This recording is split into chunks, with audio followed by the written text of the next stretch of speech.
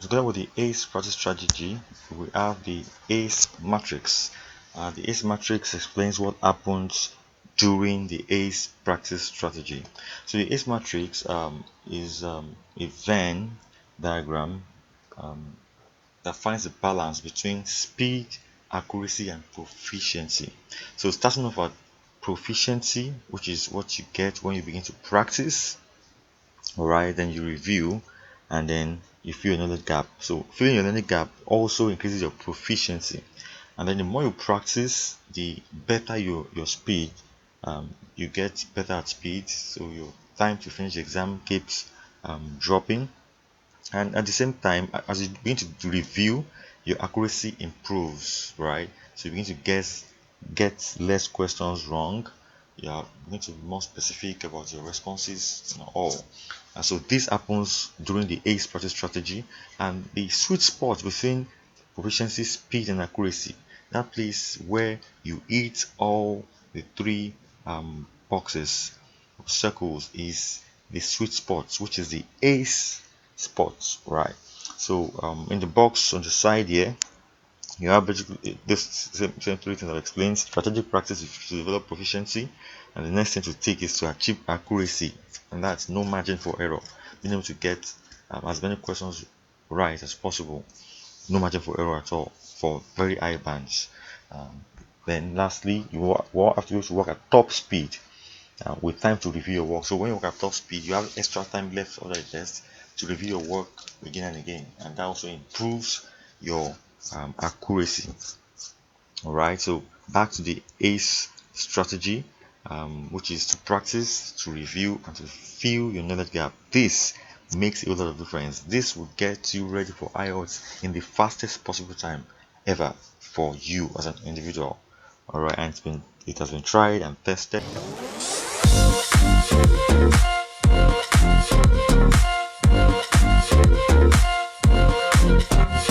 Okay, welcome back to the IELTS Simplified course, and my name is Ebenezer and Nifowoshe. So today we're talking about the IELTS ACE strategy, the tested and fastest study strategy for a band 8 plus.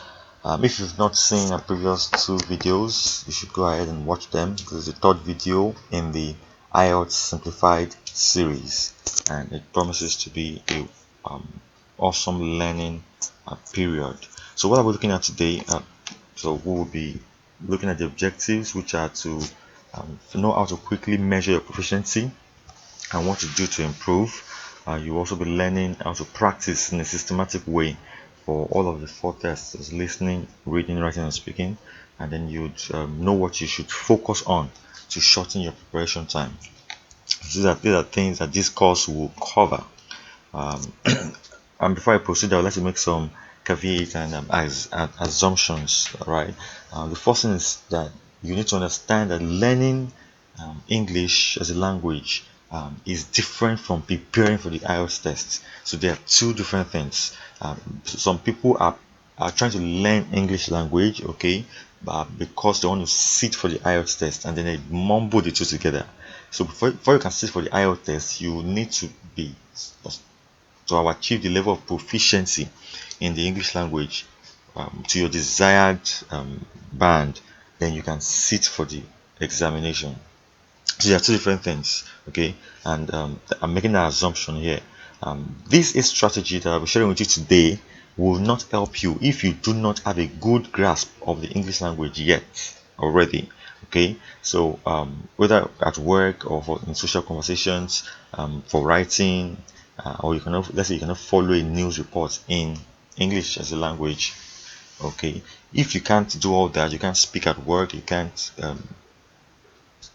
speak English in social gatherings, you can't read complex materials or follow the news, then the A strategy might not work for you, because you would need to go for English language classes first before you begin to practice for IELTS. The A strategy is for those who have some grasp of the English language and only need to prepare for the IELTS test.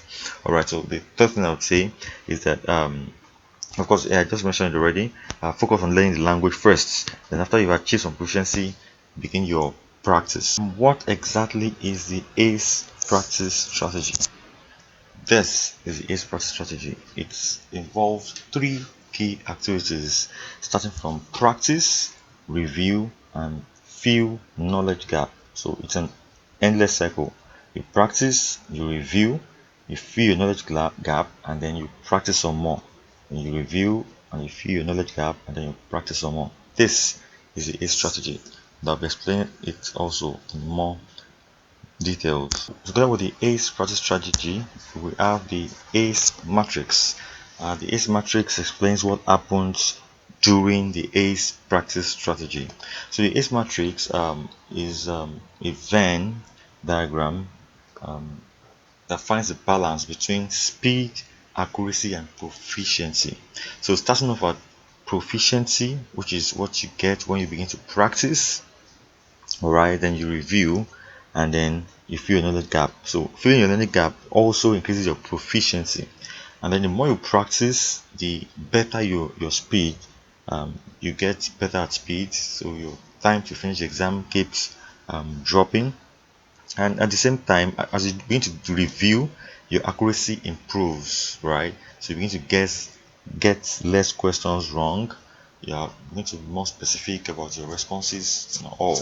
And so this happens during the ACE practice strategy, and the sweet spot between proficiency, speed, and accuracy, that place where you hit all the three boxes or circles, is the sweet spot, which is the ACE spot, right? So in the box on the side here, you have basically this same three things that explains strategic practice is to develop proficiency, and the next thing to take is to achieve accuracy, and that's no margin for error, being able to get as many questions right as possible, no margin for error at all for very high bands.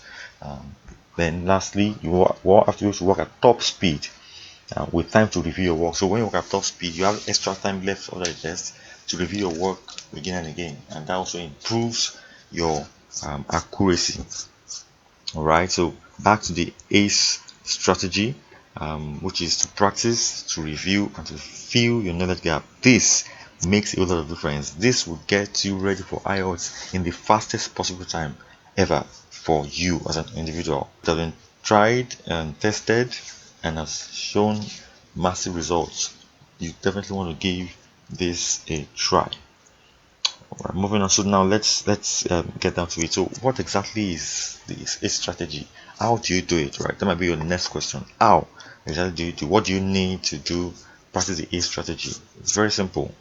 You need the Cambridge practice books from 7 to the most recent, which is 15. Cambridge practice book 15 as of the year 2020. Okay, so why do you need the Cambridge practice books? They are the authentic IELTS questions from the owners of IELTS. So there are other books, authentic books from these publishers from British Council, Cambridge Assessment English, and IDP. Also, they have other books and sometimes apps and softwares that are also authentic that you can rely on. Alright, but generally speaking, you will always be able to access the Cambridge practice books from 7 upward. 7 below is seen as being too old because a lot of changes have been made. So that's that. You need that. Secondly, you need a dedicated notebook for practice.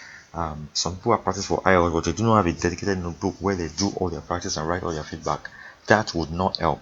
Okay, if you want to improve your proficiency, you want a dedicated notebook, so you can always put everything inside that one place. You also need a stopwatch or a clock. The IELTS exam is timed, so you have to time yourself in your practice and ensure you stick to time. So that's why you need a stopwatch. Why didn't I say clock? I understand you might be distracted during the day, you might have other obligations, and you need to stand up from in the middle of writing your test to attend to your child and then to get back. So all of this might happen, and that's why we're saying get a stopwatch so that you'll be able to stop the watch if you need to do something urgently, and when you come back you continue the watch. That helps you really keep tabs on your timing. Also, you need the assessment guide for writing and speaking. So the marking scheme, marking the answers to listening and reading are in the Cambridge practice books. Alright, but you need the assessment guide for writing and speaking. The assessment guide is what is used to grade the writing test and the speaking test. They are publicly available and you need them in your practice. Then lastly, you need handpicked tutorial videos at intervals. Alright, so I did say that one of the things people do wrong is that they start watching all the videos they can find, and it's not a good strategy. So a good strategy is to unpick tutorial videos, specific ones you want to watch, of course, and that stems from your knowledge gap. So once you identify your knowledge gap, you are looking for a particular video that teaches it, and of course, it doesn't have to be a video. You can speak with a coach, you can ask a friend who's an expert at it. Those who have used it before, you can speak with them. So that's are the things you need to practice the IELTS ACE strategy. These are the things you need, and after this, you are good to go. Alright, so let's take it delve deeper. So other things to note. Okay, so if you are sitting for the paper tests as against the computer paper tests, your practice strategy will change a little bit. I'm an advocate for putting pen to paper in your practice.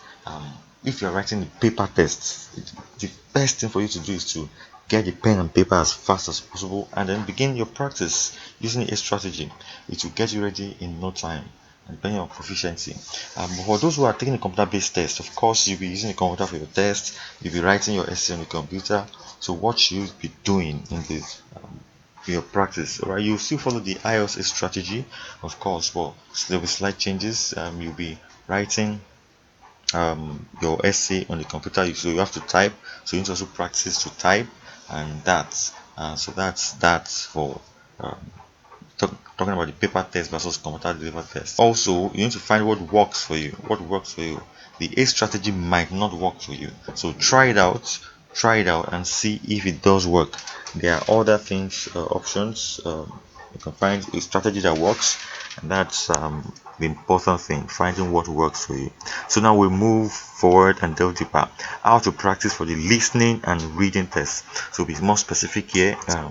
Though they're all similar, but yes, this was about breaking things down and making them simple. So what do you need to do? How do you practice for listening and reading test? So you should start with the latest practice book, all right, which is 15. So each year they release a new book. In the year 2021, the book 16 will be released. So get the lay hands on 15 and practice with it.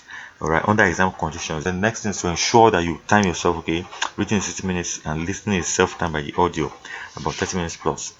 Grade your responses. Once you are done, the answers are there in the book. Use them to grade your responses.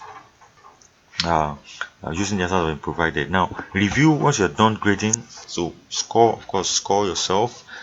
So now review the questions you got wrong. So let's say you got 30 over 40 or 25 over 40 or 35 over 40. Which questions did you get wrong? Review them. Go back to the questions and try to figure out why did you get it wrong. What was the trick that you fell for, and why is their answer actually correct and accurate? So you want to do that review because that's where your learning comes in. That's filling your knowledge gaps. That's where it partly comes in. And then note any new thing you've learned, you get some more insights, note them, and so take 2 or more tests and compare your scores. So that will be the next thing. So once you're done reviewing, go ahead and practice 2 more tests. And then once you practice 2 more tests, you'll see your average scores. Okay, then you can compare scores, and once you compare scores, then you will also do the next thing, which is to identify your most challenging question types. That's the 6th thing, right? The most challenging question type. So there's this question type you are always getting wrong across all the 3 tests. All right, so you want to look at them. And then now if it still becomes troublesome, then you can get support to address those particular gaps. And support might include watching high quality tutorial videos like the one you're watching right now, or speaking with a coach, or getting a tutor, or reading very high quality books and resources. So it's just about filling your knowledge gap. However you want to get that, it's up to you, but you have to fill your knowledge gap. Next thing then is to practice more tests. So if you did, you can book for 15, yes, the 14, 13, and 12. So keep practicing more tests. Altogether, we have 4 tests in each book. So if we have 15 books, that's 60 total essays. Okay, we don't start from 1, so we have from 7. We have about 7 books. We're recommending you practice with from 7. So rinse and repeat. So just go down that list that way and rinse and repeat. Step 4 to 7, which is practicing, review, and then filling your knowledge gap. Alright, so use this and again and again, and you will see that you begin to achieve speed. You will begin to achieve speed and you will to work faster over time. So yeah, that's it for the listening and reading test. Pretty straightforward, nothing difficult. And likewise for the writing test. Okay, the writing test, they're just slight variances because it's a writing test. So start with the latest book similarly and write your task 1 and task 2 essays, of course. Now once you're done writing, get some expert review. Okay, so it might be free or paid, but ensure it's a quality review from someone who knows these are onions. You get the review from the expert, then you can watch tutorial videos addressing your weak points.